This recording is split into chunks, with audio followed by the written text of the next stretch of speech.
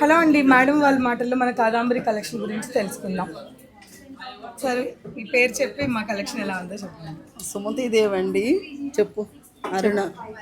ఎక్కడి నుంచి వచ్చారు? మేము బాలనగర్ ఐడిపల్లి కాలనీ. ఈ కాదంబరి సిల్క్ అని మామూలుగా మేడం లైవ్ చూపించారు మాకు.